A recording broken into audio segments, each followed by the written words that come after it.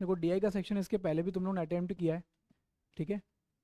DI के section के जो 4 या 5 मेन मेजर कंपोनेंट्स हैं, एक तो केसलेट्स हो गया, टेबुलर ग्राफ हो गया, pie chart, bar graph, line graph. और अभी तक मैंने इस पे कोई भी तुम्हें टॉपिक नहीं दिया, मतलब मैंने अभी कन्वेंशनल जो पाई चार्ट होते हैं या बार ग्राफ होते हैं उस पर कोई भी क्वेश्चंस नहीं कराया है ना। मेजर हमारा टारगेट था कि हम केसलेट्स को पहले रिव्यू कर लें, उसके बाद टेबुलर ग्राफ्स को रिव्यू कर लें। अब जब टेबुलर ग्राफ को रिव्यू करेंगे तो तुमने अरेंजमेंट तो सॉल्व किए हो, है ना। ऑलरेडी हमने अरेंजमेंट सॉल्व किए हैं, तो अरेंजमेंट के ही जो बेसिक लॉजिक्स हैं यहाँ पर काम आएंगे। और जो हमने मैट्रिक्स एंड ग्रिड वाला सॉल्व किया था टॉपिक, ये उससे ही रिलेट कर रहा है, ठीक है। तो डीआई के सेट्स में आ चुकी क्वेश्चंस होंगे बिल्कुल, उनका फंडामेंटल बहुत ही ईजी होगा, ठीक है। बट वही चीज़ हम नेक्स्ट क्लास में कैट के कुछ प्रीवियस ईयर क्वेश्चन उठा लेंगे, ठीक है। तो अब इसके अंदर 3 मेजर चीज़ें हैं जो तुम्हें ध्यान रखना है कि जब तुम कोई भी टेबुलर ग्राफ को सॉल्व कर रहे हो तो उसके अंदर सबसे पहले तुमको कैलकुलेशंस पे फोकस नहीं करना, ठीक है। कैलकुलेशन सेकेंडरी है। सबसे पहला चीज़ क्या है, तुमको डेटा शीट को ऑब्जर्व करना है, क्योंकि उसके अंदर मल्टीपल चीज़ें हो सकती हैं, ठीक है। हो सकता है किसी कंपनी का रेवेन्यू सिस्टम हो सकता है, उसके कंपनी का ग्रोथ सिस्टम हो सकता है, या किसी स्टोर के ट्रैक रिकॉर्ड्स हो सकते हैं, ठीक है। तो अलग अलग तरह के टेबल के अंदर अलग अलग तरह का कंटेंट होगा, तो हमको सबसे पहला काम होगा कि उस टेबल के कंटेंट को रिव्यू किया जाए, ठीक है। उसके बाद ऑब्जर्व करने के बाद में उसके अंदर जो पॉसिबल कैलकुलेशंस हैं उसको भी कोशिश ये करना है कि थोड़ा अप्रॉक्सीमेट करके हम उसको ओवर व्यू ले लें, ठीक है। जैसे कि परसेंटेजेस हो सकते हैं, एवरेज हो सकते हैं, रेशियो हो सकता है, या ग्रोथ परसेंट हो सकता है, ठीक है। प्रीवियस ईयर से कंपैरिजन हम कर ले तो, ठीक है। जनरल पर्सपेक्टिव में यही होता है, ठीक है। और पहले कोशिश ये करना चाहिए कि हो सकता है कि हमें जो डेटा मिल रहा है, डेटा को टेबुलर फॉर्म में देखने पे ही बहुत सारी ऑब्जर्वेशन मिल जा रही है, तो हमें कैलकुलेशन भी करने की आवश्यकता ना पड़े, ठीक है। फिर थर्ड पार्ट ये कब है, जब हम कैट के स्पेसिफिक क्वेश्चंस करेंगे, क्योंकि हमें फॉर्मेट मिल गया, हमें कैलकुलेशंस के बेसिक्स आइडिया मिल गए। लेकिन जब यहाँ पर हम कैट के क्वेश्चंस को सॉल्व करेंगे तो हमें ये देखना होगा कि क्वेश्चन को ब्रेक कैसे करें छोटे छोटे सेगमेंट में। जनरली कैट जो एग्जाम होगा उसके अंदर तुम्हें क्वेश्चंस, यही क्वेश्चन से थोड़े कॉम्प्रिहेंसिव लेवल पे आ जाएंगे, ठीक है ना। तो break into pieces, that should be our first approach. उसके बाद हम उसके क्वेश्चंस की जो माइन्यूट कैलकुलेशंस हैं उसके ऊपर जाएंगे, ठीक है ना। तो मैं पहले क्वेश्चन के साथ शुरू कर रहा हूँ जो बहुत ही बेसिक लेवल का है, जो ओवरव्यू के तौर पे हमें इसको देखना है, ठीक है। इसमें हमें ओवरव्यू देखना है इस क्वेश्चन का। तुम देखो इस शीट के अंदर क्या क्या मेंशन है, तुम देखोगे एक ईयर्स का तुमको रो मिला है, उसके अलावा ये अलग अलग कंपनीज हैं, उन्होंने अलग अलग स्कूटर्स प्रोड्यूस किए हैं, और साथ में ये प्रोडक्शन का डेटा है, ये एक्सपोर्ट का डेटा है, ठीक है। जो भी नंबर्स है वो थाउजेंड्स में, very easily understandable data it is, ठीक है। अब इसमें कुछ क्वेश्चंस हैं, हमें वो रिव्यू करना है, ठीक है। तो पहला क्वेश्चन क्या है, which type of scooter has the least number of export. Least number of export मतलब यहाँ पे डायरेक्ट नंबर्स को कैलकुलेट करने के लिए बोल रहे हैं। अब ये कैलकुलेशंस की बात आ गई, ठीक है। अब कैलकुलेशंस हमको ऐसे नहीं, हमको ये तो पता चल चुका है कि हमें हर एक कंपनी के जो स्कूटर्स के एक्सपोर्ट्स हैं उनको काउंट करना है, यानी कि over the years from 2008 to 2013 हमें इन सभी के एक्सपोर्ट्स को काउंट करना पड़ेगा। दैट मीन्स 1 2 3 4 5 6 6 ईयर्स का डेटा है, ठीक है। हर कंपनी के अंदर तुम्हें काउंट करना है और बताना है कि सबसे कम किसका है। तो अब तुम यहाँ पर देखो, ऑब्जर्व करो कि यदि हम लीस्ट की बात कर रहे हैं तो कंपनी सी का जो एक्सपोर्ट है वो देखो यहाँ नंबर्स बढ़े हैं, वॉल्यूम बढ़ा है, तो हम इसको तो काउंट करने से रहे, ठीक है। डी को देखो, यहाँ पर भी जो नंबर है 4.8 4.9 3.8 समथिंग, ये कैलकुलेशंस, और इसके साथ हम देखो नज़र डाल रहे हैं 6 2 3 1.7, ये तीन एक्सपोर्ट्स को देखने पर, और जब यहाँ फर्स्ट और सेकेंड को हम देखते हैं तो देखो यहाँ पर क्लियरली दिख रहा है, यहाँ दो जगह जीरो दिया हुआ है। और तुम इसमें भी देखोगे 4.5 3.4 3 1.3, केवल चार ही डेटा है, दो तो जगह जीरो पे ही है। तो इससे तुम क्लियर कट आइडिया लगा सकते हो कि हमें कैलकुलेशन करने की जरूरत नहीं है। वी कैन इजीली इंटरप्रेट कि यदि हम इनका टोटल करेंगे तो वो सबसे तो कम ही रहेगा, it will be the least, ठीक है। So this is the first question जिसको तुमने सिर्फ ऑब्जर्वेशन से हैंडल कर लिया विदाउट एनी कैलकुलेशन, ठीक है। तो इसका करेक्ट आंसर क्या हो जाएगा, ऑप्शन बी। और look at the next one, which type of scooter can be called almost fully export type. Almost fully export type, इसका मतलब क्या हुआ? मीन्स यहाँ पर जो तुम्हारे पास रेशियो है प्रोडक्शन और एक्सपोर्ट का, मतलब कि कंपनी कितना स्कूटर प्रोड्यूस कर रही है और कितना एक्सपोर्ट कर दे रही है, ठीक है। तो हमें यहाँ पर ये देखना एक तरह से परसेंटेज बेस्ड हो गया या रेशियो बेस्ड हो गया, है ना। इसने कहा है कि कौन सा स्कूटर है जो ऑलमोस्ट फुल्ली एक्सपोर्ट है, इसका मतलब यह है कि जितना उसने प्रोड्यूस किया है मैक्सिमम या पूरा का पूरा उसने एक्सपोर्ट कर दिया है। बात समझ में आ रही है ना। तो अब तुम देखो इसमें किस स्कूटर को तुम शामिल कर सकते हो, A B C D options हैं।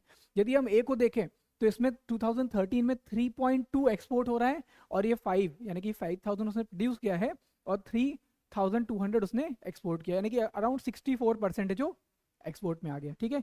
यहाँ पर तुम देखोगे 2.5 आउट ऑफ 4, 2.5 आउट ऑफ 4 मतलब ये 62.5% हो गया।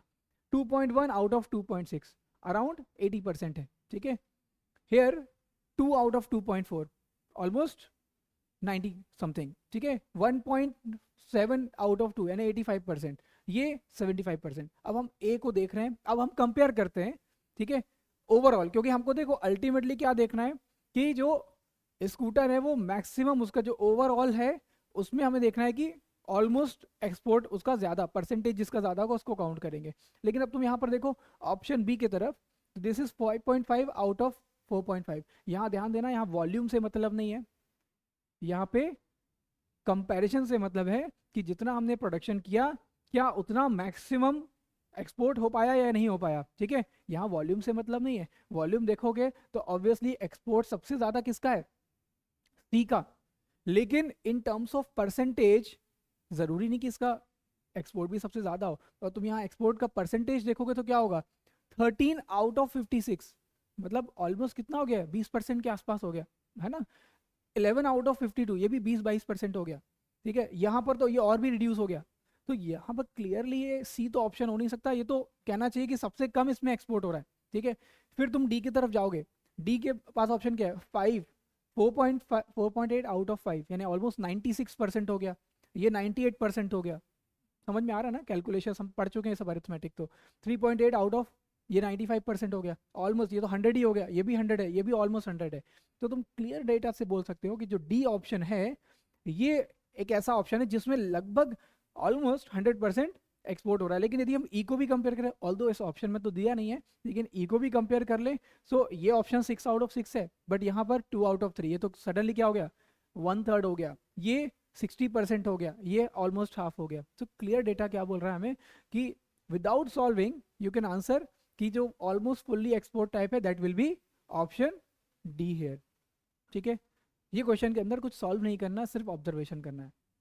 इसके बाद देखोगे percentage of scooters exported to the scooters produced is highest for which year for scooter ए।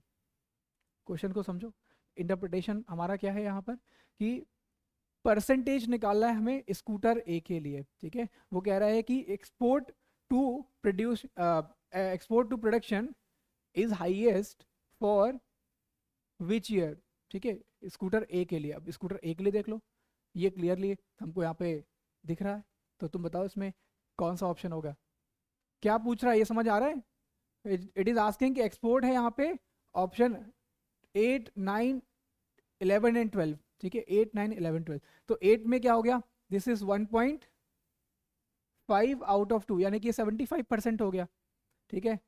उसके बाद 1.7 आउट ऑफ 2 ये 85% हो गया। फिर 11 एंड 12 को देखते हैं, 11 और 12 को देखोगे तो 11 में कितना है, दिस इज 2.1 आउट ऑफ 2.6, तो कितना हो गया, ये लगभग 80% से ऊपर हो गया, ठीक है। और देन 2.5 आउट ऑफ 4, तो क्लियरली ये 62.5, तो सबसे ज़्यादा तो यही दिख रहा है, ठीक है। तो ये भी क्लियर आंसर है, that is 2011। Next one, the percentage of scooters exported to the scooters produced in 2012 is lowest for which scooter. अब यहाँ पर हमें सारे स्कूटर जो प्रोड्यूस हुए 2012 में उसको कैलकुलेट करना है। यहाँ देखो ध्यान से, इस क्वेश्चन को सामने क्यों रखा है पहले कि हमें कैलकुलेशंस कैसे करना है, कॉलम्स के थ्रू करना है या ग्रिड के थ्रू करना या रोज के थ्रू करना है, हमें वो डेटा एवेल्यूएट करना ज़्यादा इंपॉर्टेंट है। तो यहाँ पर भी वही चीज़ पूछा है कि एक्सपोर्ट और प्रोडक्शन का रेशियो निकालो, किसका मैक्सिमम है और किसका मैक्सिमम है, सॉरी किसका लोएस्ट है। अब ये कैसे मालूम चल रहा है तुम्हें, तुम्हें 2012 में सबको कंपेयर कर लेना है, ठीक है, सबको कंपेयर कर लेना है। So this will be 62.5, this will be around 6.8, this is around 22%, 98%, this is 1/3 और 33%। तो क्लियरली दिख रहा है किसका लोएस्ट है, for C, because it is exporting only 20% out of the production, ठीक है। तो ऑप्शन हमारा सी हो जाएगा, ठीक है। तो ये एग्जाम्पल है जिससे कि हमको ये समझ में आ रहा है कि कैलकुलेशंस कैसे करना है, रफली एनालिसिस कैसे करना है इसकी। और last one, what is the difference between total production of B and D type of scooter. अब यहाँ पे डिफरेंस निकालना है मैंने, अब कैलकुलेशन आई है, ठीक है। लास्ट क्वेश्चन में कैलकुलेशन आ गई है कि डिफरेंस तुमको बताना है टोटल प्रोडक्शन बी और डी में जो प्रोडक्शन हुई है ओवर द ईयर्स, उनका डिफरेंस कितना है। तो इसका आंसर बताओ क्या होगा। You can just calculate production, यहाँ पर बी को कैलकुलेट कर लो, ओवरऑल प्रोडक्शन यहाँ से निकल के आ जाएगा, कितना आ जाता है production, if you can count, total value will be 27.5 है ना। और डी के लिए कैलकुलेशंस कर लो तो कितना हो जाएगा, how much it will B, कितना होगा, 21.4, इज इट ओके, मैं कैलकुलेट नहीं कर रहा हूँ, ठीक है। तो यदि इसको डिफरेंस निकालोगे तो कितना आ जाएगा, 6.1, 6.1 मीन 6100 है ना, which is given in option B. तो ये तुम्हारा आंसर हो जाएगा, ठीक है। ये हुआ हमारा पहला क्वेश्चन जिसमें कैलकुलेशन नाम मात्र की थी, ठीक है। And that is how we can do the next questions में। आज का जो सेशन है इसमें सिर्फ ऐसे ही क्वेश्चन है जहाँ पे सिर्फ ऑब्जर्वेशन मिलेगी हमको, है ना। नेक्स्ट जो हम सॉल्व करेंगे उसके अंदर मैं कैलकुलेशन वाले स्टफ्स रखूँगा, ठीक है। ऐसे ही कुछ दूसरा भी क्वेश्चन है, इसको सॉल्व करके बताओ इसके अंदर कौन कौन से एलिमेंट्स हैं। That tabular graph represents the production of different type of two wheelers from 2003 to 2008। यहाँ पर इसने कॉलम्स में दे दिया है ईयर्स को, इसके पहले वाले क्वेश्चंस में रोज में दिया था। अब तुमको इसके बेसिस पे क्वेश्चंस को टैली करना है। यहाँ पर भी ये जो नंबर्स हैं ये क्या है, देखो टोटल तो उसने ऑलरेडी करके दे दिया है, ठीक है। इस क्वेश्चन में क्या है, एक स्टेप और आगे जाकर के उसने कैलकुलेशंस भी दे दिए है ना, बट इंटरप्रिटेशन उसने किसी और चीज़ का पूछा होगा, है ना, कंपैरिजन किसी और चीज़ का पूछा होगा। तो जरा एक बार रिव्यू करो इसको और आंसर्स बताओ, टेक योर टाइम। ये 4 क्वेश्चंस हैं, इनको रिव्यू करके आंसर करो।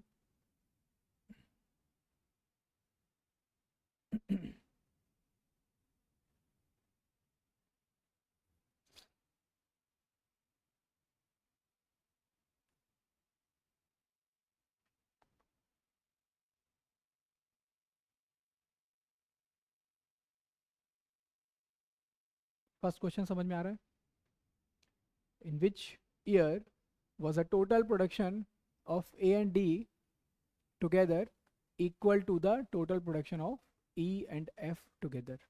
बात समझ में आई,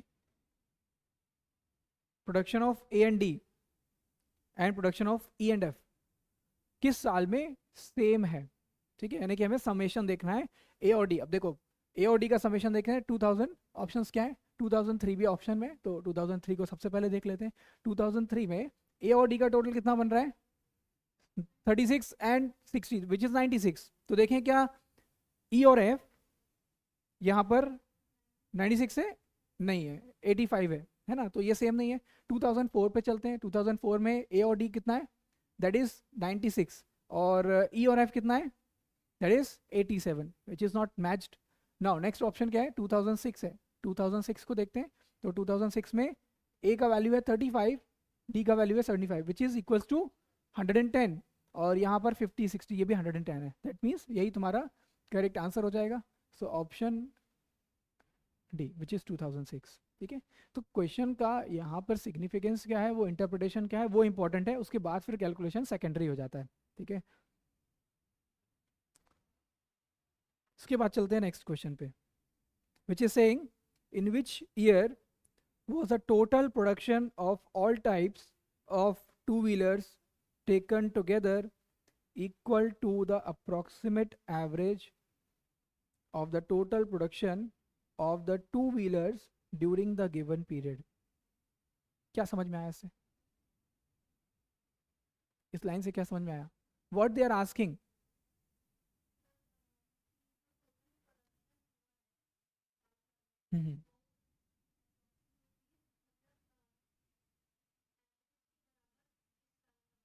किस साल का नहीं?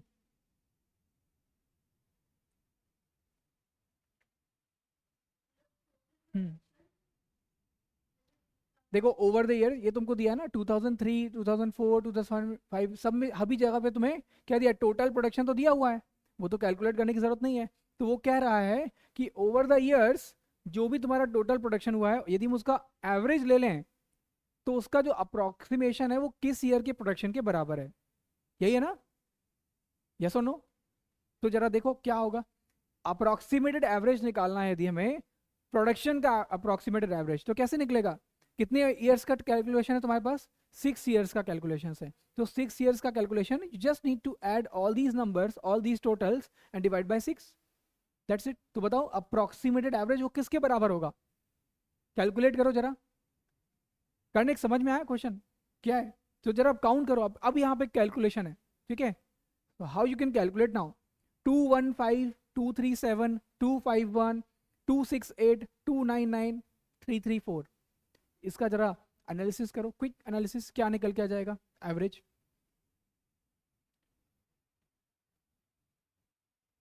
ऑप्शंस 2004 5 6 7 ये दिए हुए हैं।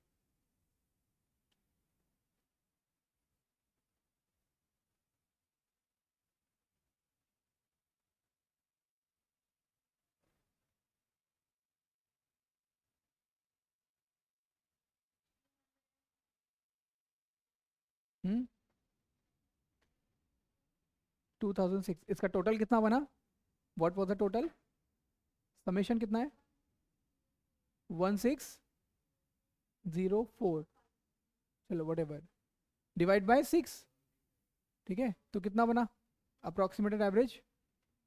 समथिंग 267 पॉइंट समथिंग, है ना? अप्रोक्सीमेटेड 5 यदि हम बोलते हैं तो तुम्हारा ये किसके ईयर के बराबर है? क्लोजर टू 2006 है ना? तो यही तुम्हारा आंसर हो जाएगा, ऑप्शन ए, ठीक है? This is how you can get to this answer. Next question देखो क्या है। How many types of two wheelers have shown a continuous growth in the production for the given period? अब ये बड़ा easy question है, तुमको सिर्फ compare करना है और देखना है कौन सा स्कूटर है A B C D E F जो ओवर द ईयर लगातार ग्रो हुआ है, क्योंकि ये प्रोडक्शन का ही डिटेल तो है। तो अब तुम ऑप्शंस देखो कितने, अब काउंट करना है, सबको देखना पड़ेगा। तो ए को देखोगे तो देखो 36 से 34 आ गया, ये तो रिड्यूस हो गया, इसको काउंट नहीं करोगे, इसका ग्रोथ रुक गया। बी के बारे में, ये इंक्रीज हो रहा है लेकिन यहाँ डिप हो गया, है ना? ये कट हो गया। सी 22 से नीचे आ गया, मतलब ये तीनों नहीं है। ऑप्शन डी पे चलते हैं। ऑप्शन डी क्या है? ग्रोथ हुआ, फिर ग्रोथ हुआ, ग्रोथ हुआ, ग्रोथ हुआ, ग्रोथ हुआ, है ना? तो ये जो डी है ये कंपनी हो गया जिसमें लगातार ग्रोथ हुआ है। उसके अलावा ई को देखें, 40 45 48 50, ये भी ग्रोथ पे, ठीक है? सेकेंड कंपनी ये हो गया। थर्ड एफ को देखते हैं, 52 55 60, ये डिप हो गया, है ना? ये डिप हो गया, यानी कि दो ही कंपनी है, डी और ई, है ना? So the answer is option A, ठीक है? ऑब्जर्वेशन पे बेस्ड है ये। इसके अलावा तुम देखो नेक्स्ट क्या है।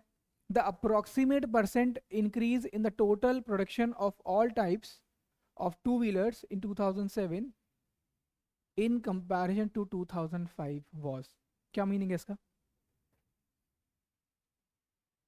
इसका आंसर बताओ। ये थोड़ा सा कैलकुलेशन है यहाँ पर।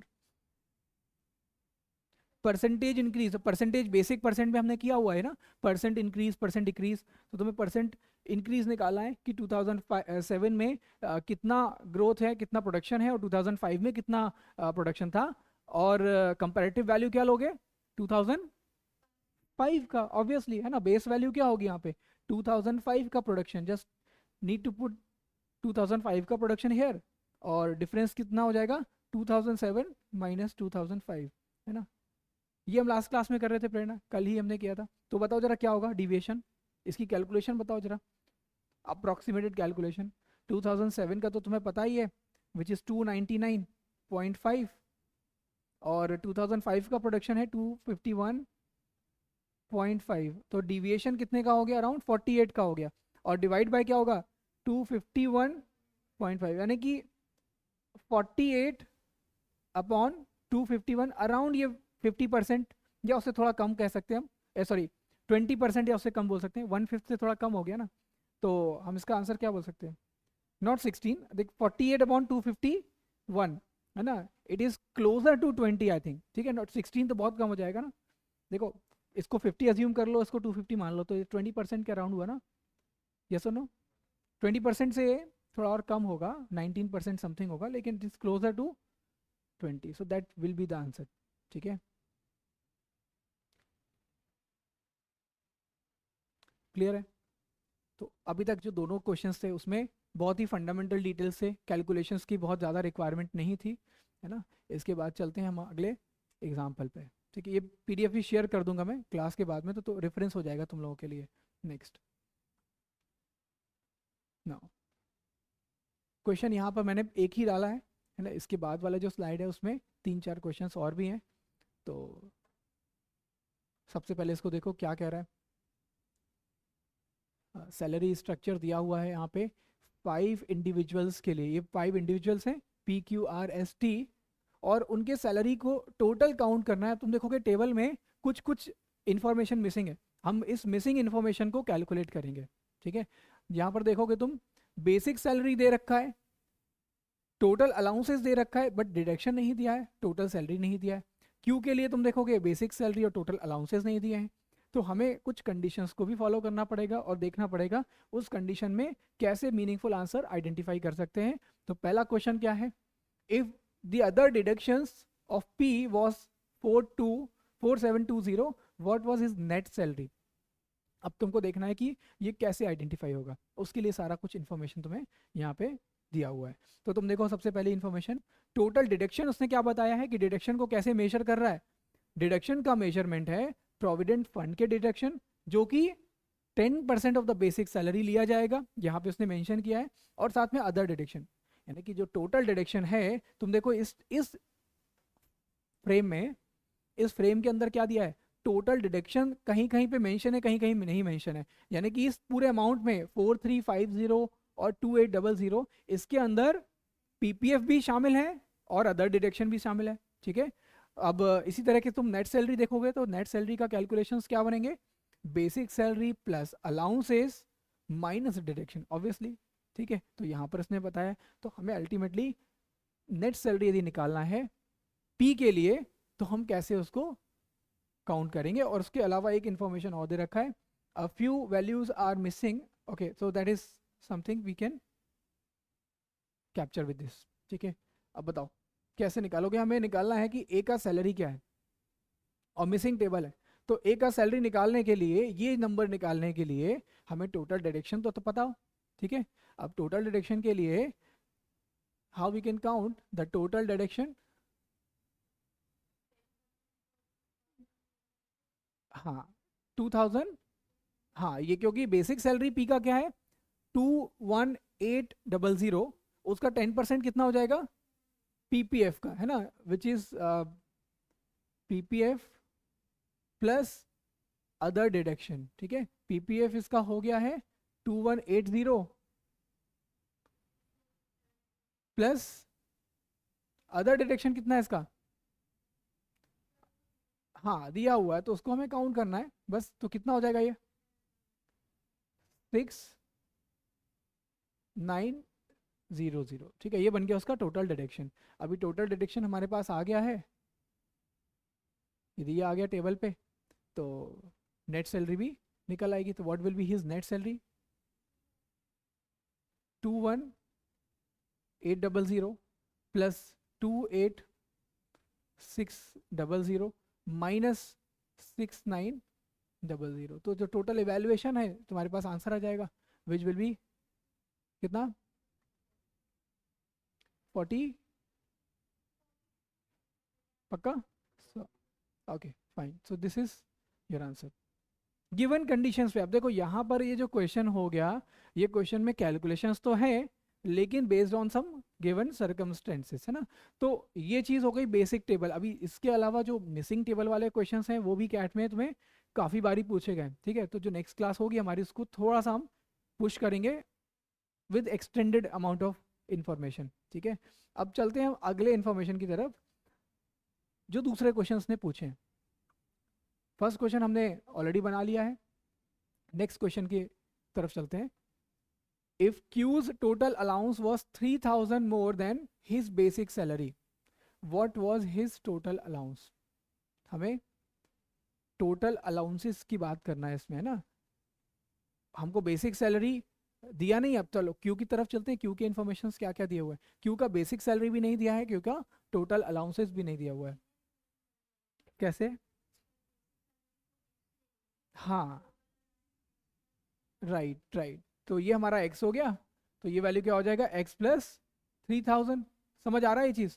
ये एक्स हो गया, ये एक्स प्लस 3000 हो गया। उसके अलावा उसका हमारे पास में टोटल सैलरी भी दिया हुआ है। टोटल सैलरी दिया हुआ है यानी कि उसके अंदर टोटल डिडक्शंस को हम माइनस कर देंगे तो हमारे पास क्या आ जाएगा। लेट्स से हम, चलो क्यू की हम बात करते हैं।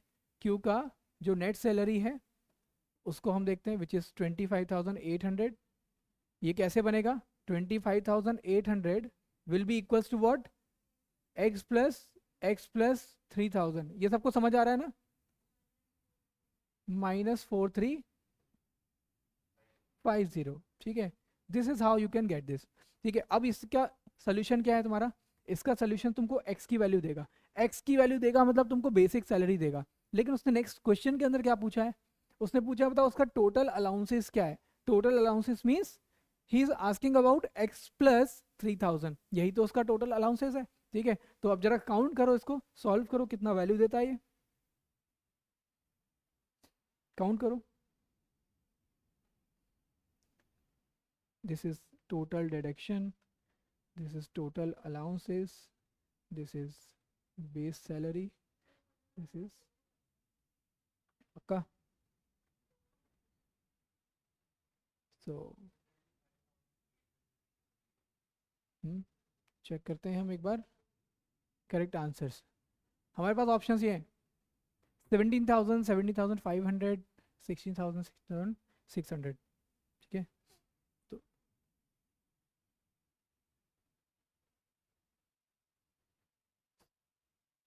वापस से चलते हैं, थोड़ा सा एक बार कैलकुलेशन के ऊपर चेक करो। 850, ओके सॉरी, 20,850 चेक करो। मेरे पास जो करेक्ट आंसर है टोटल अलाउंसेस के लिए, विच इज, पहले तो एक्स निकालो, एक्स का वैल्यू कितना आया। The correct answer that I have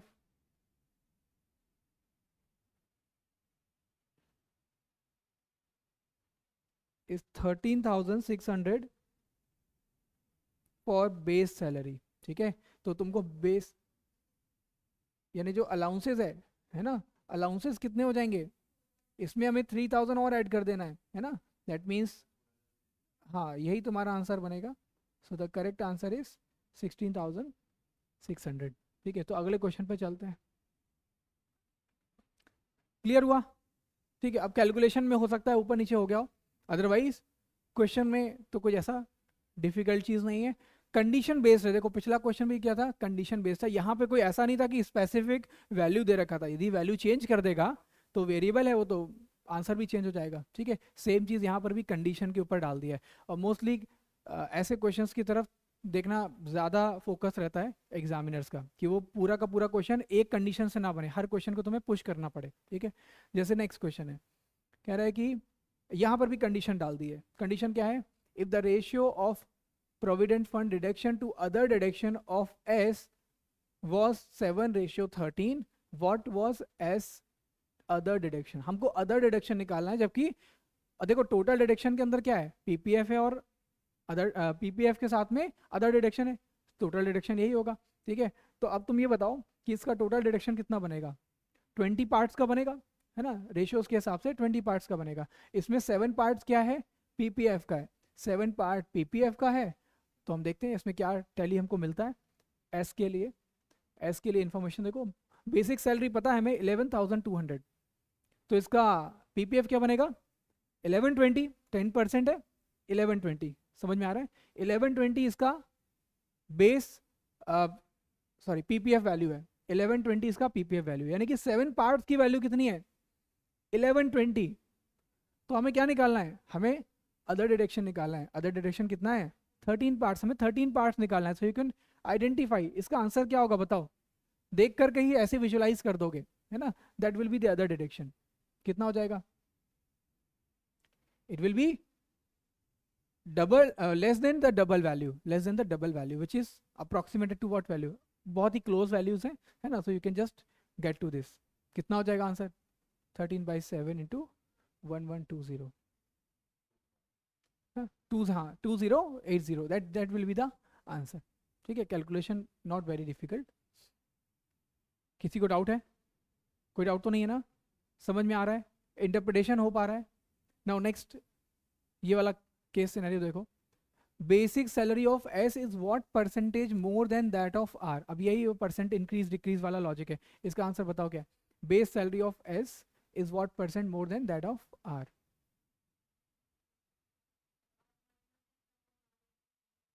simple है, both the values are given already, ठीक है, दोनों ही वैल्यू दिया हुआ है, तो दोनों के बीच का डिविएशन कंपेयर किससे करोगे, एस से, ठीक है ना। हाँ, कंपैरिजन तुम्हारी आर से हुई तो तुम आर से बेस वैल्यू क्या होगी तुम्हारी आर होगी। देखो एस की वैल्यू पूछ रहा है कि एस की वैल्यू कितनी ज्यादा है, तो डिफरेंस अपॉन रेफरेंस वैल्यू, ठीक है। तो आर का वैल्यू हमारे पास कितना दिया हुआ है, लेट्स चेक इट 10,400, और दोनों का डिविएशन कितना है देखो यहीं से कैलकुलेट कर लो, इट इज 800 समथिंग, है ना। तो 800 आउट ऑफ 10400, अब इसको परसेंटेज में इवेल्युएट कर लो जरा कितना हो जाएगा। यदि हम देखें 8/100, 8/100 अप्रोक्सीमेटेड कितना होगा, समथिंग 7.8 7.9% के तकरीबन होगा, क्योंकि देखो टीटा वाला क्वेश्चन है, इसके अंदर ऑप्शंस तो है नहीं, तो अप्रोक्सीमेटेड आंसर हम निकाल सकते हैं। हाँ, क्यों 8/104 है, 8/104, see it is not 10/100, it is 8/104, तो 8% से स्लाइटली कम ही होगा ना, मैं 7.8 7.9 समथिंग इसको बोल सकते हैं, ठीक है।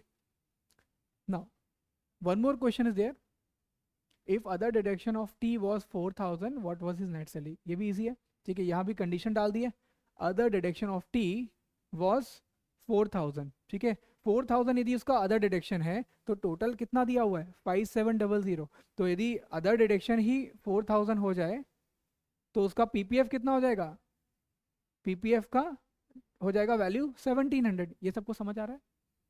टोटल 5,700 है, 4,000 अदर डिडक्शन है, तो बाकी बचा हुआ उसका पीपीएफ हो गया।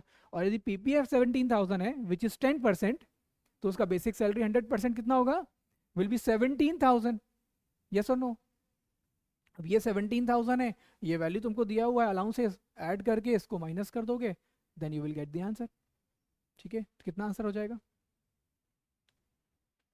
17,000 प्लस 21,600 कितना हो गया 38,600, 38,600, ये हो गया 37,900, 32,900, है ना। तो करेक्ट आंसर इज 32,900।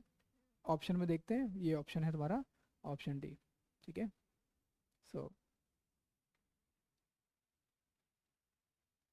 तो अभी जो हमने एग्जांपल देखे, एक विजुअलाइजेशन पे बेस्ड क्वेश्चन देखा जिसमें कैलकुलेशंस की ज़रूरत नहीं थी, ये है जिसमें कुछ हद तक कैलकुलेशन है, जो बहुत बेसिक कैलकुलेशन है, ठीक है। इसके बाद चलते हैं अगले एग्जाम्पल पे जिसमें हमें कुछ थोड़ा सा इंटरप्रिटेशन कंडीशन बेस पे अप्लाई करना पड़ेगा, थोड़ा सा लॉजिक भी यूज़ करना पड़ेगा, ठीक है। तो टेबल में सब कुछ नहीं दिया होगा, चलें आगे। चलो रीड दिस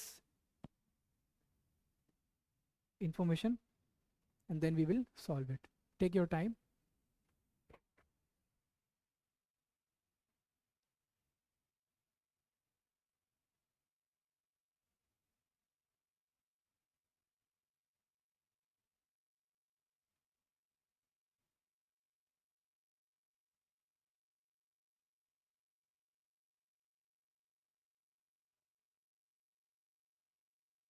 देखो ये इन्फॉर्मेशन किस प्रकार से कह रहा है, number of boys of standard 10 participating in different games.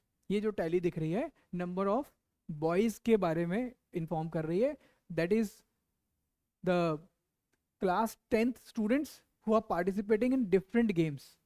ठीक है, ये अलग अलग गेम्स हैं, इसमें 10th ए के टोटल स्टूडेंट्स है, यहाँ पर देखो टोटल भी दिया हुआ है, तो 10th ए में टोटल कितने बच्चे हैं 44। इसी तरह 10th बी में कितने स्टूडेंट्स हैं या बॉयज कितने हैं, देयर आर 48। ये हमारे को कॉलम्स के टर्म में दिया हुआ है। फिर रोज के टर्म में देखो क्या दिया है, यहाँ पर भी टोटल दिया हुआ है, this is also given as total. Volleyball के जो टोटल प्लेयर्स हैं इट इज 32, ये नंबर ऑफ बॉयज है, पूरा जो टेबल है नंबर ऑफ बॉयज का है। ठीक है, so this is how you can interpret. अब उसके अलावा यहाँ कुछ कंडीशंस भी डाल रखा है इसने। कंडीशन क्या डाल रखा है, एवरी स्टूडेंट बॉय और girl of each class of standard 10 participate in a game, यानी कि जितने भी स्टूडेंट्स हैं they must be participating in a game. Obviously दिख भी रहा है यहाँ तो कि जो गेम्स नंबर खेलने वाले स्टूडेंट्स हैं वही तो हैं। फिर चलते हैं, in each class the number of girls participating in each game is 25% of the number of boys participating in each game। Her student her class में जो नंबर ऑफ गर्ल्स हैं वो 25%, ये कंडीशन है।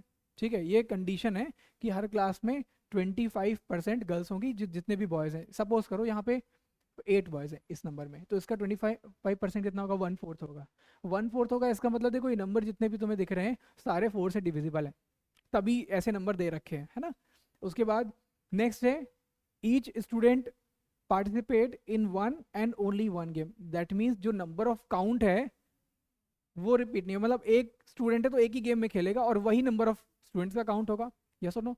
तो यदि हम यहाँ पर टोटल नंबर ऑफ स्टूडेंट्स निकालें, जस्ट इवेल्युएट, देखो इस डेटा को समझने से क्या समझ में आया तुम्हें कि यदि हम टोटल नंबर ऑफ स्टूडेंट्स की बात करें तो टोटल नंबर ऑफ स्टूडेंट्स कितने हो जाएंगे, दिस इज नॉट 228, ये तो बॉयज है केवल। हाँ वो भी निकलेगा, देखो जितने भी गर्ल्स हैं वो तो 1/4 है ना। अब ये तुम्हें टोटल देखो क्या दिया है, 228 कहाँ से आया, यदि हम इस सारे कॉलम्स को ऐड करें और इसको ऐड करें तो हमारे पास में 228 आ रहा है। दैट मीन्स जो टोटल नंबर ऑफ बॉयज हैं, ये जो 228 तुम्हें दिख रहा है टेबल के अंदर, इसका इंटरप्रिटेशन क्या है, देखो इस पूरे क्वेश्चन के अंदर इंटरप्रिटेशन क्या है। हाँ तो यहाँ तुमको सबसे पहले बॉयज मिला, देखो let's now calculate 228 is the number of boys, this is the number of boys 228। ठीक है, अब नंबर ऑफ गर्ल्स भी तो निकालना है, तो नंबर ऑफ गर्ल्स कितने होंगे, विल बी 1/4 ऑफ दैट। ठीक है, तो 228 मल्टीप्लाई बाय 1/4 कितना आता है 57, राइट 50, यानी कि जो टोटल नंबर ऑफ प्लेयर्स हो गए, टोटल नंबर ऑफ स्टूडेंट हो गए, वो तो एक ही बात हो गई। ठीक है, तो जो टोटल स्टूडेंट्स हैं नाउ जस्ट इवैल्यूएट 2, राइट 285, ये समझ आया। तो ये पहला इंटरप्रिटेशन यहाँ पर सबसे पहला यही चीज़ है। ठीक है, उसके बाद हम क्वेश्चंस की तरफ चलेंगे। अब देखो यहाँ पर क्या क्या इन्फॉर्मेशन आ रही है, अलग अलग क्वेश्चंस के अंदर अलग अलग इन्फॉर्मेशन हैं। Just check out with the first one, इसको रीड करो जरा एक बार and then will come back to it.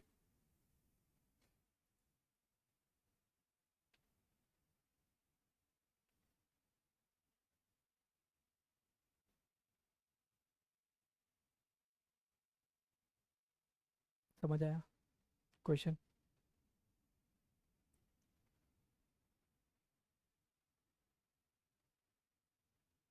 what they are asking in the question।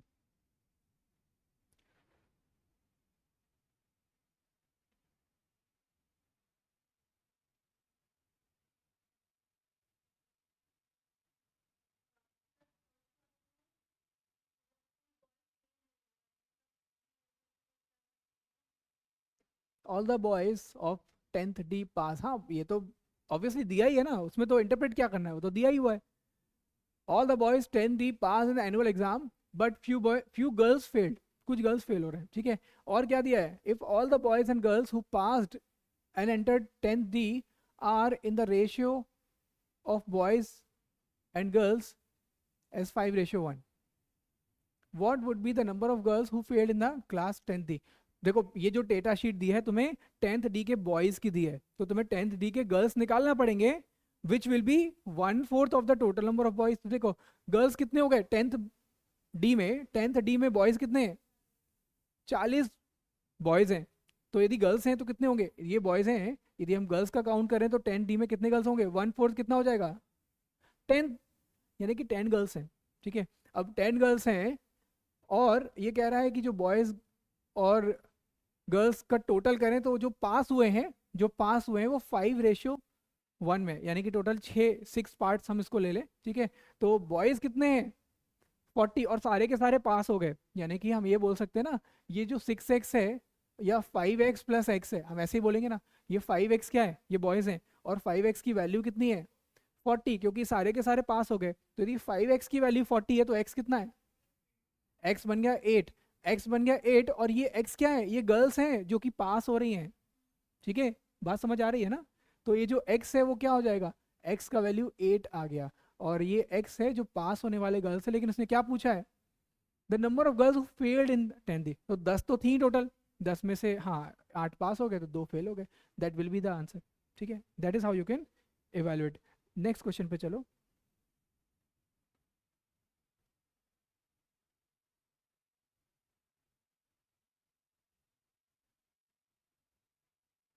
प्रेरणा समझ आ रहा है, नेक्स्ट क्वेश्चन बनाओ जरा।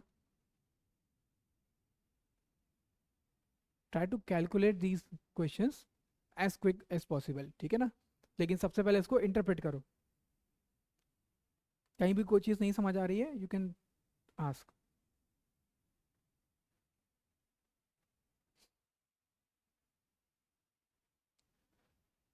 Girls playing which of the following games need to be combined to yield a ratio of boys to girls of 4:1 if boys playing volleyball and badminton are combined?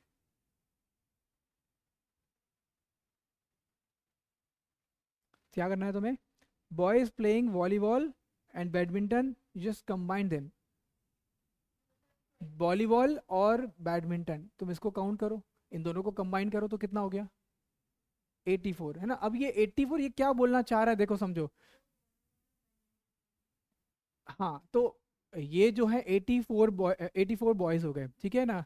और हम कह रहे हैं यहाँ पे क्या पूछ रहा है, विच ratio will be the same, किसमें बॉयज और गर्ल्स का रेशियो 4:1 होना चाहिए, जबकि यहाँ पे वॉलीबॉल और बैडमिंटन वाले जो टोटल कैंडिडेट्स हैं वो 84 हैं। अब तुम देखो यदि 84 यहाँ पे कैंडिडेट्स हैं तो यहाँ पे हम, ये तो बॉयज हैं, ये तो बॉयज हैं बेसिकली, तो यदि हम नंबर ऑफ गर्ल्स निकालेंगे तो यहाँ नंबर ऑफ गर्ल्स कितने होंगे, हाँ नंबर ऑफ गर्ल्स यहाँ पे हो जाएंगे 1/4, है ना, यानी कि 84 का 1/4 हुआ 21, तो 21 हमारे पास यहाँ पे गर्ल्स आ गए। अब 21 गर्ल्स हैं तो हमें यहाँ देखना है, 21 गर्ल्स हैं तो यहाँ पे रेशियो क्या बन रहा है 4:1 का बन रहा है ना, 84:21, दैट इज 4:1। कह रहा है कि और कौन सा ऐसा गेम है जिसके अंदर भी यही रेशियो आ रहा होगा, ठीक है यही रेशियो आ रहा होगा। तो देखो 4:1 आने के लिए options cricket and hockey, just check it out, cricket and hockey. तो 60/32 दैट इज 92, अभी 92 है, क्या हो सकता है,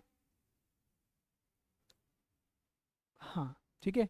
तो यहाँ नहीं 4 का डिविजिबल तो है 92, ठीक है, तो वहाँ क्या हो जाएगा 23 और 92 ये हो जाएगा, लेकिन 23 और 92 क्या हो जाएगा, हाँ ठीक है ना। फिर नेक्स्ट क्या हो जाएगा तुम्हारा option, cricket and hockey, then badminton and cricket, check करो badminton and cricket, this is 112 हुआ ना, ये नहीं हो सकता है। फिर वॉलीबॉल एंड हॉकी कितना है, volleyball and hockey 32 and 32 that is 64, okay. And then hockey and table tennis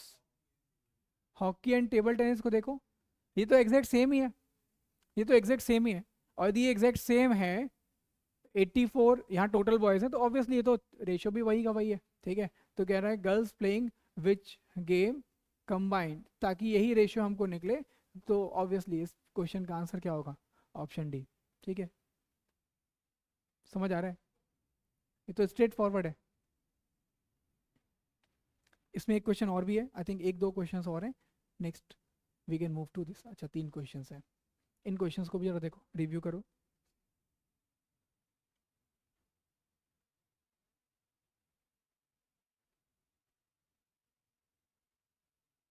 What should be the total number of students in the school if all the boys of 10th A together with all the girls of 10th B and 10th C were to be equal to 25% of the total number of students? तो देखो यहाँ पर condition based है, हमने actual में क्या निकाला था कि टोटल स्टूडेंट्स कितने 285 हैं, बट यहाँ पर क्या है, इसने कुछ सिनेरियो दे दिया है ना, उस सिनेरियो को हम यदि पिक करें तो क्या होगा, हमें 10th A के टोटल नंबर ऑफ बॉयज़ को लेना है और 10th B और 10th C में जो गर्ल्स हैं उनको लेना है, उसको 25% अज्यूम करना है, ठीक है। तो 10th A के बॉयज़ देख लें पहले, 10th A के बॉयज़ हैं 44, ठीक है, 44 ये हो गए। उसके अलावा 10th B के गर्ल्स कितने होंगे देखो, हाँ 10th B के जो गर्ल्स हैं वो 12 होंगे, क्योंकि 1/4 है ना ये, तो गर्ल्स होंगे 12 और यहाँ पर ये भी 12 होंगे। तो यदि हम इनका टोटल एवेल्यूएशन करें तो 44 + 12 + 12, यस और नो, ऐसे होगा ना। तो ये हो जाएगा 44 + 12 + 12 शुड बी इक्वल्स टू 25%, है ना। कितना होता है ये, 68 होता है, और 68 की वैल्यू तुम्हारी है 25%। तो 100% की वैल्यू क्या होगी इसका, वो जस्ट 4 फोल्ड्स ले लो, 4 फोल्ड्स कितना हो जाएगा 272, यस और नो, 272 हो जाएगा, ठीक है। तो correct answer is option A here, ठीक है। ये क्वेश्चन समझ आया, ये कंडीशन के ऊपर डाल दिया उसने।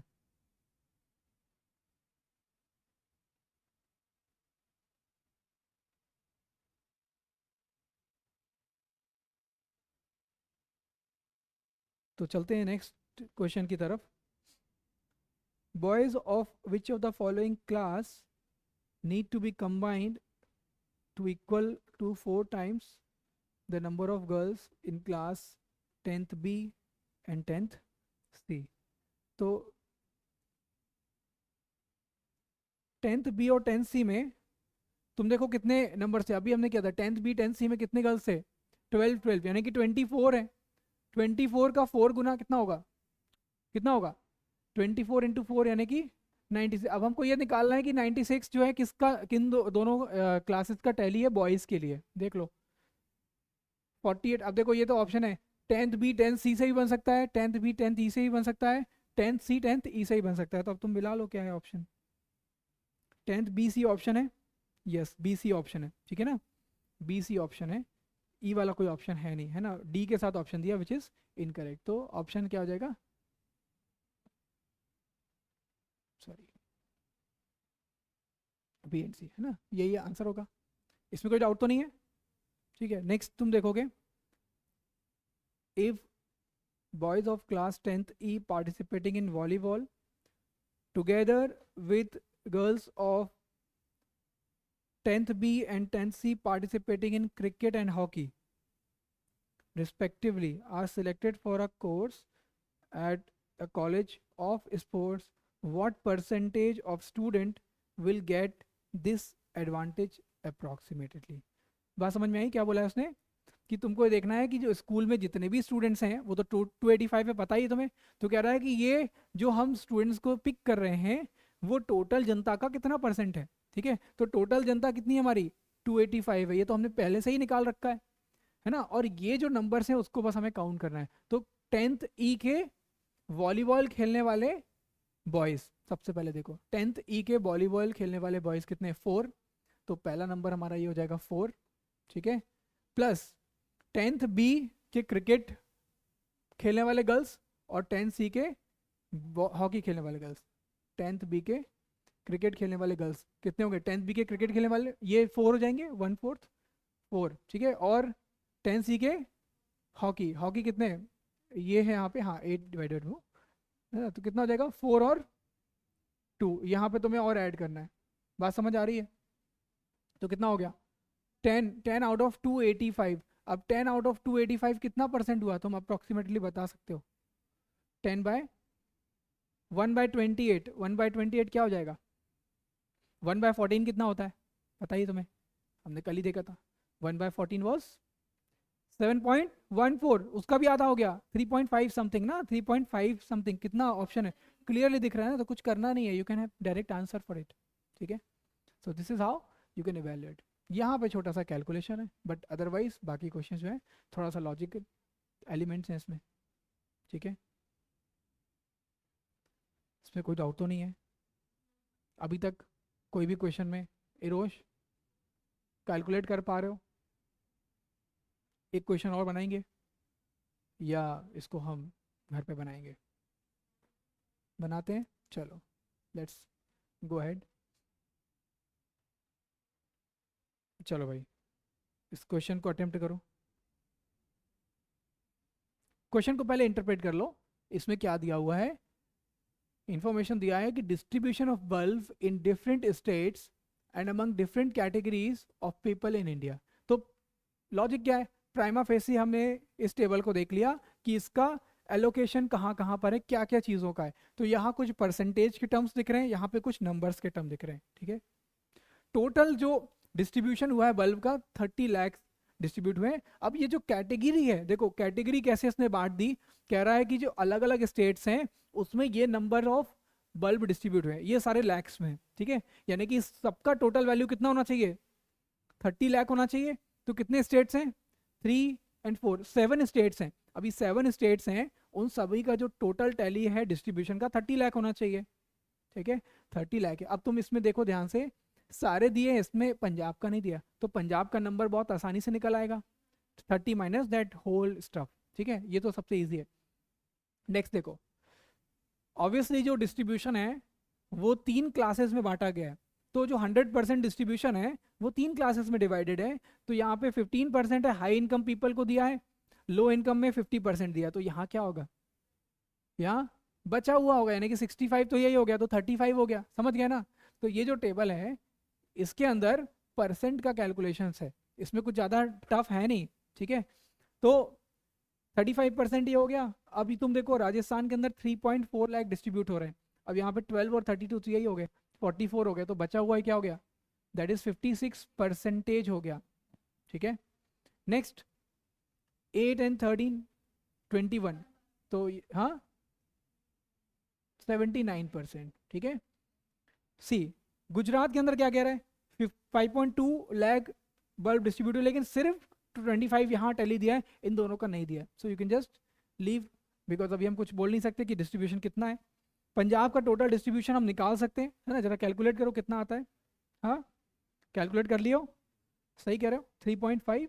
सो ओके, 3.5 मैं लिख लेता हूँ। 21 22, तो बचा कितना, 57 बचा। ठीक है, 57 यहाँ डाल दो। 78 9 87 हो गया, तो ये कितना बचा, 13%। अभी लास्ट बचा केरला, 15 और 60%, कितना हो गया, 25 बचा। ठीक है, ये हो गया सारा कुछ। तो सारा डेटा है, बस इसको छोड़ दिया जाए। गुजरात के हाई इनकम और लो इनकम के हमारे को इन्फॉर्मेशन नहीं है। ठीक है, now go ahead and check out the different questions. इसको जरा बनाते हैं। फर्स्ट क्वेश्चन क्या कह रहा है,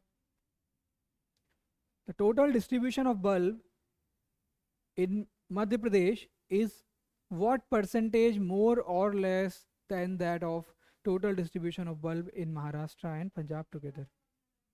परसेंट चेंज का फॉर्मूला लग जाएगा, परसेंट चेंज का फॉर्मूला तुमको पता ही है। तो हाँ हाँ, उसमें क्या करोगे, टोटल पंजाब, देखो टोटल डिस्ट्रीब्यूशन महाराष्ट्र और पंजाब का निकालना पड़ेगा। तो अब ये पंजाब तो निकाल ही लिया, और महाराष्ट्र कितना है, ये 4.2 एंड 3 तो टोटल हो गया 7.7। तो तुम्हें परसेंटेज डिविएशन निकालना है कि percent greater and lesser as compare to the base value of these two. तो बेस वैल्यू कितनी हो गई, 7.7 लाख। और मध्य प्रदेश का कितना है, तो 6.5 और 7.7 का डिविएशन देख लो। ठीक है, तो 7.7 माइनस 6.5 यानी कि 1.2 हो गया। तो 1.2 आउट ऑफ 7.7 ये कितना परसेंट होगा, रफली बता दो। 1.2, हाँ 1/6 और 1/7 के बीच 1.65 तकरीबन है, तो कितना होगा, राइट ऐसे बता सकते हो ना। देखो 1/6 कितना होता है तुम्हारा, 16.66%। 1/7 कितना होता है, 14. 8 इसका मिड वैल्यू क्या है, अप्रॉक्सीमेट 15.5 समथिंग, तो तुम डायरेक्टली इवेलुएट कर सकते हो ना इसको। सो that is the answer, option तो क्लियर कट यही है। ठीक है, नेक्स्ट। तो अप्रोक्सीमेशन हम यूज करेंगे, टाइम वेस्ट नहीं करेंगे। ठीक है, नेक्स्ट क्वेश्चन चलो जरा।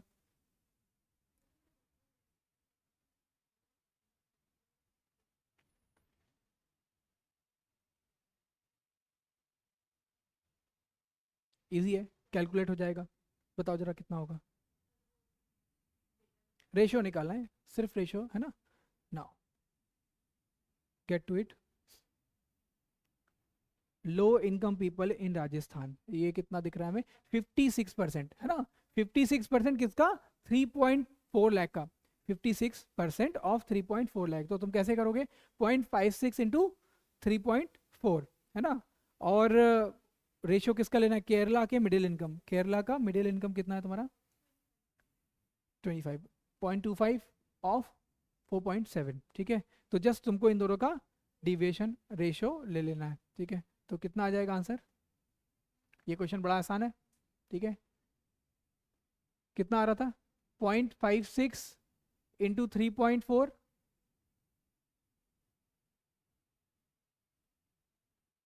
यही था ना।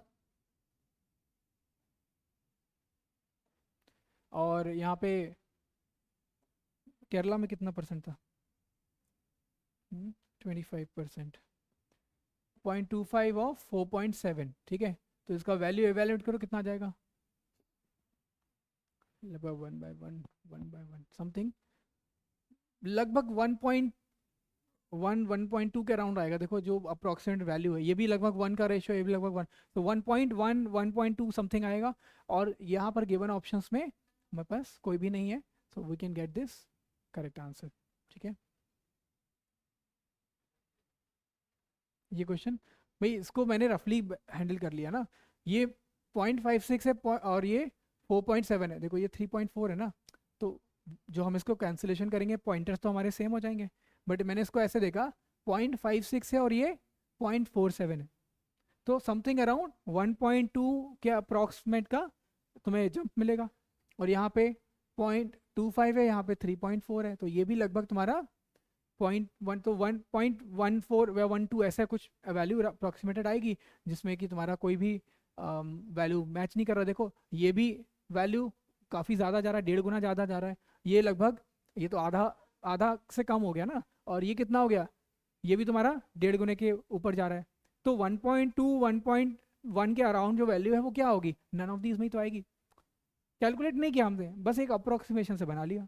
ठीक है, ये थोड़ी कैलकुलेशन स्टफ तुमको लाना पड़ेगी।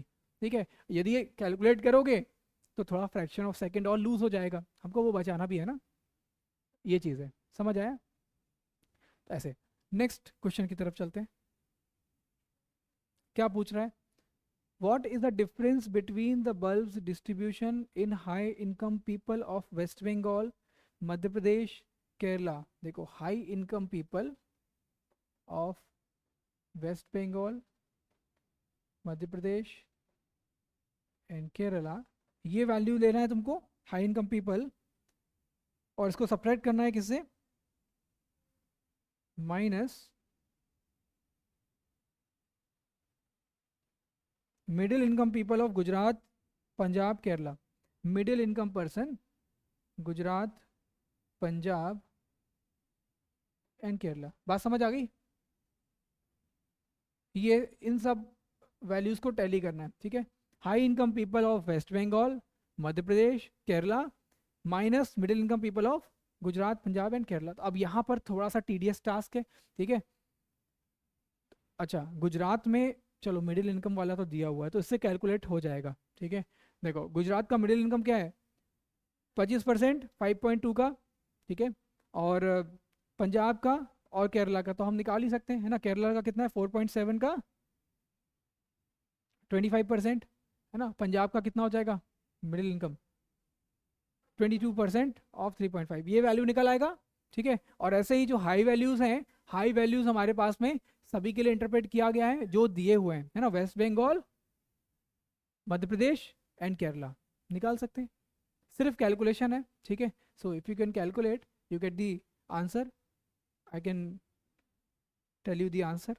The given option which is true here is 20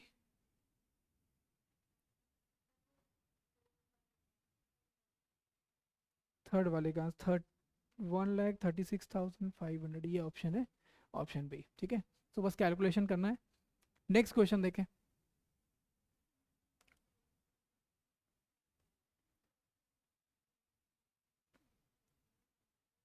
अब देखो ये कंडीशन पे बेस्ड है। ये क्वेश्चन क्या है, गुजरात स्टेट में the ratio of distribution of bulb in high income people and low income people is 2:3। देखो यही दो तो नीचे दिया था, यही तो मिसिंग था ना, हाई इनकम और लो इनकम मिसिंग था। अब ये कह रहा है कि हाई इनकम और लो इनकम यहाँ पे 2:3 है, यानी कि 2x और 3x में डिवाइड हो गया, मतलब 2 पार्ट्स इसको आ गए। ऊपर से देखो ये 25% है, देखो 25 है तो 25 बचा हुआ कितना 75। अब 75 में ये 30% हो गया और ये 45% हो, क्लियरली है ना। तो अब देखो यहाँ पे इस क्वेश्चन को कंडीशन बेस पे ले लो, ये हो गया 30%, ये हो गया तुम्हारा 45%। Is it okay? अब इस पे क्या बोल रहा है, कह रहा है कि बताओ how much in the same state how much more than the middle income people. तो हाई इनकम पीपल और मिडिल इनकम पीपल के बीच में जो डिस्ट्रीब्यूशन हुआ है वो लेना है। तो तुम बताओ हाई इनकम पीपल 30% है और मिडिल इनकम पीपल कितना है, तो डिफरेंस कितना हुआ है 5%। तो 5% किसका लेना है तुम्हें, 5.2। तो कितना हो जाएगा 5.2, 5% देखो 10% होगा 52, 5% हो जाएगा 26, है ना। तो ये आंसर तुम्हारा कितना हो गया 26,000। ठीक है, so that will be the answer. And then the last question, last question क्या हो जाएगा,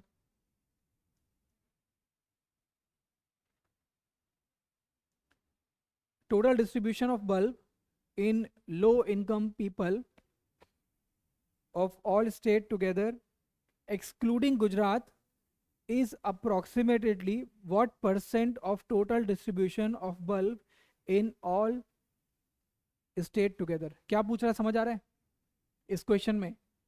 total distribution of bulb in low income, केवल लो इनकम को काउंट करना है गुजरात को छोड़ करके, लो इनकम एक्सेप्ट गुजरात। ठीक है, बात समझ आ रही है? डिवाइड बाय क्या, डिवाइड बाय सारे डिस्ट्रीब्यूशन, वो तो 30 लाख है, वो तो दिया ही हुआ है। ठीक है, so this low income calculation except Gujarat, because Gujarat का दिया ही नहीं था ना, तो कंडीशन बेस पे था, तो उसको छोड़ दिया जाए, बाकी सबको हमें काउंट करना है केवल लो इनकम कैटेगरी में। तो लो इनकम कैटेगरी में तुम कैसे निकालोगे इसको, दिस विल बी 50% ऑफ 6.5 यानी कि 3.25, ये 56% ऑफ 34 है ना, ये 79% ऑफ 2.5। लाइक वाइज इसको छोड़ देंगे, इन तीनों यानी 6 स्टेट्स के हम काउंट करेंगे लो इनकम कैटेगरीज के वैल्यू को, यानी कि पूरी तरह से ये इवैल्यूएशन वैल्यू है। ठीक है, इसकी वैल्यू निकालोगे, डिवाइड बाय 30 लाख करोगे और तुमको परसेंटेज में निकालना है, सो you can multiply it by 100। ठीक है, so the given answer which I have is 50.7%।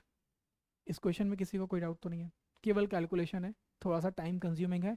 अब यहाँ पर देखो ये क्वेश्चन जो तुम्हें दिख रहा है, it seems a easy question, but what happens, you should have a temperament, छोटा सा टेम्परामेंट चाहिए होगा। देखो हर क्वेश्चन का अपना एक लॉजिक है। अभी मैं कोई भी क्वेश्चन ऐसा नहीं गया हूँ जो कैट में प्रीवियस ईयर में पूछा गया, बट हाँ नॉन कैट एग्जाम्स के लिए these questions can be very useful. ठीक है, तो यहाँ पर तुम्हें कैलकुलेशंस का अपना टेम्परामेंट दिखाना पड़ेगा, और यदि वो मिस कर जाते हो या थोड़ा सा कॉन्सेंट्रेशन लूज कर जाते हो, so it will be a fault. ठीक है, ऑल्दो क्वेश्चन में कोई डिफिकल्टी नहीं है, क्वेश्चन कोई टफ नहीं है।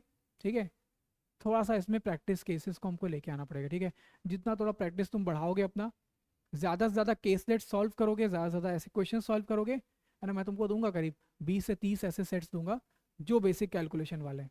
ठीक है, तो इस तरीके से ये आज का सेशन हम लोग कंप्लीट कर रहे हैं। जो नेक्स्ट सेशन होगा उसमें हम लोग प्रीवियस ईयर कैट के कुछ क्वेश्चंस को हम लोग इंक्लूड करेंगे। ठीक है ना, तो ये पीडीएफ भी मैं शेयर कर दूंगा अभी क्लास के बाद में तुम लोग को।